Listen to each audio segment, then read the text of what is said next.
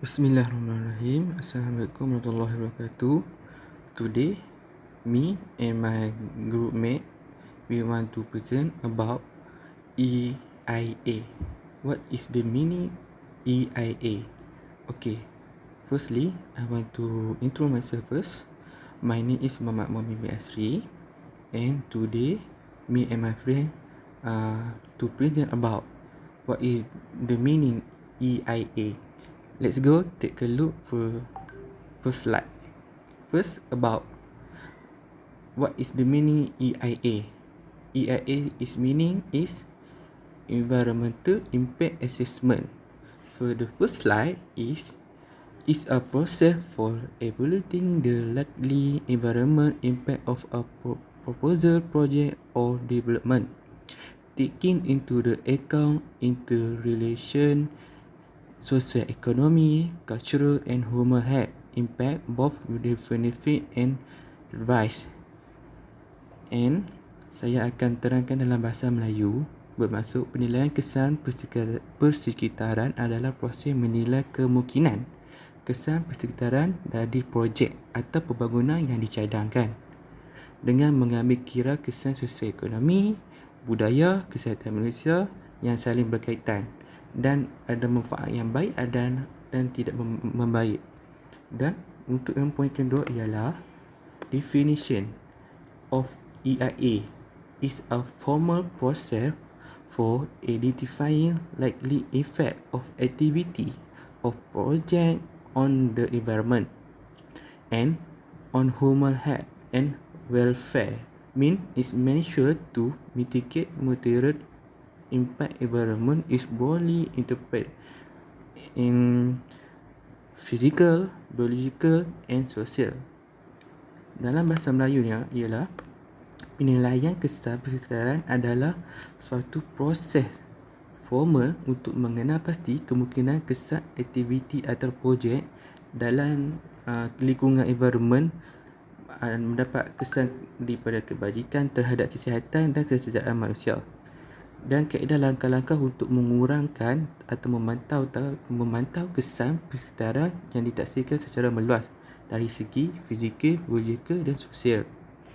And for the purpose of EIA, to process is a informed decision maker and the public of environment to implementing of proposed project. This EIA document itself is the technical tool and identify, predict and analyze impact to the physical environment as well social, cultural and health impact. Dan masuk dalam bahasa Melayu ialah tujuan proses EIA ini adalah untuk kita memberitahu pembuat keputusan untuk masyarakat mengenai persekitaran, kesan persekitaran yang mana yang dilaksanakan oleh projek yang dicadang. Dokumen EIA ini adalah satu alat teknikal yang mengenal pasti, meramal ataupun menganalisis kesan terhadap persekitaran fizikal, kesan sosial, budaya dan kesihatan. Dan penambahan di sini saya nak ceritakan ialah penilaian impak persekitaran EIA ialah satu kajian bagi mengenal pasti kita nak meramalkan, kita nak menilai untuk mendapat informasi melalui komunikasi yang dibuat daripada pihak-pihak terlibat. Yang mana ia berkaitan dengan kesan terhadap persekitaran yang berpunca daripada cadangan pembangunan. Di samping itu, EIA juga menyenaraikan langkah-langkah mitigasi sebelum proses pembangunan berkenaan diluluskan dan diproses. Langkah-langkah dia ialah EIA memainkan peranan sebagai satu kaedah bagi mengelakkan masalah pencemaran alam sekitar yang berpunca daripada pembangunan. Yang kedua, EIA dapat mengelakkan pembelanjaan kos yang amat tinggi akibat kecerobohan menangani sesuatu projek pembangunan. Yang ketiga, terakhir, kita mengesah masalah di peringkat awal dan kita menyediakan penyelesaian mitigasi supaya memberi faedah kepada pencapaian pertumbuhan ekonomi tanpa merosakkan nilai persekitaran. Tujuan EIA ini ialah kita menilai keseluruhan impak positif dan negatif terhadap alam sekitar. Dan seterusnya, yang EIA buat ini ialah objektif EIA. Apa itu objektif EIA? Untuk meramal dan menjangkakan kesan positif ke atas alam sekitar. Dan objektif dia juga kita meneliti dan memilih projek option yang terbaik. Dan seterusnya kita mengenal pasti dan memberi langkah-langkah awalan dan tempatan bersama rancangan projek. Seterusnya kita meramal impak penting yang berkekalan ke atas alam sekitar. Dan last sekali kita mengenal pasti kos ke atas alam sekitar dan faedah kepada masyarakat. Seterusnya kita sentuh sedikit tentang kriteria penentuan kesan kepada alam sekitar. Yang pertama, reversibility, yang bermaksud kita pastikan langkah-langkah pengurangan dapat dilaksanakan dalam memulih kaedah asalnya atau menjadi lebih baik. Ini yang dimaksudkan oleh kita nak apa kesan kebaikan yang kita dapat bila kita membangunkan sesuatu projek. Dan seterusnya kita tengok dari segi magnitude, tahap dan skala kesan sama ada manfaat atau merugikan atau terhadap responden sensitif bagi aktiviti yang dicadangkan. Seterusnya kekal. Apa yang dimaksudkan dengan kekal? Kesan alam sekitar perlu dikaji sama ada bersifat sementara ataupun bersifat lama. Ya. Dan seterusnya kesan kumulatif. Apa yang dimaksudkan kumulatif ni? Kesan kumulatif ni atau di sebaliknya berkemungkinan memudaratkan atau memanfaatkan dalam jangka masa tertentu. Itu yang dimaksudkan dengan 4 kriteria yang perlu ada untuk kesan kepada alam sekitar. Okey, itu sahaja daripada saya. Terima kasih.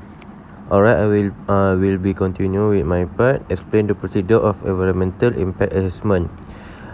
Notification of project subject to EIA orders as a proactive measure. The Department of Environment continue to list project subject to the environmental impact assessment order as notified by the project proposer. Maksudnya, bila ada satu projek yang hendak diusahakan atau hendak dibangunkan, perlulah mendapat kebenaran dan nasihat terlebih dahulu daripada EIA, supaya EIA dapat melihat adakah projek tersebut mengikut prosedur SOP yang telah EIA tetapkan, supaya tidak ada berlakunya sebarang kemusnahan alam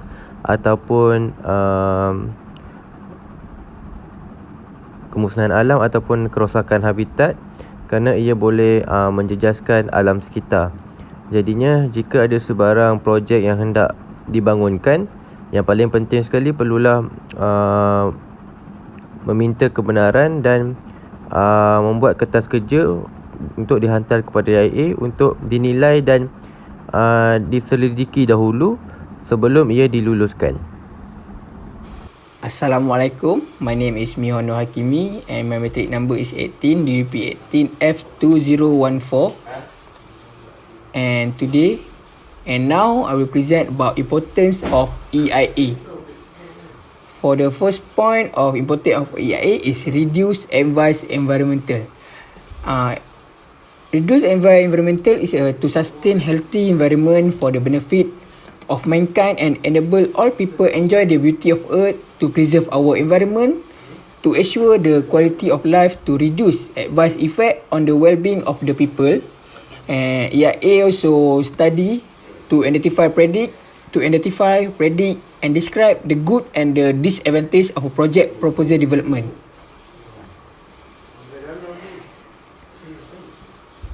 The second point of importance of EIA is EIA also identify environmental impact in the process of collecting and understanding the information about environmental impact of a proposed project, as well as plan the mitigation measure that can be applied if the project is permit. EIA also can provide early preventive measure to reduce the impact of development to be carried out on the environment in terms of pollution and also environmental survival.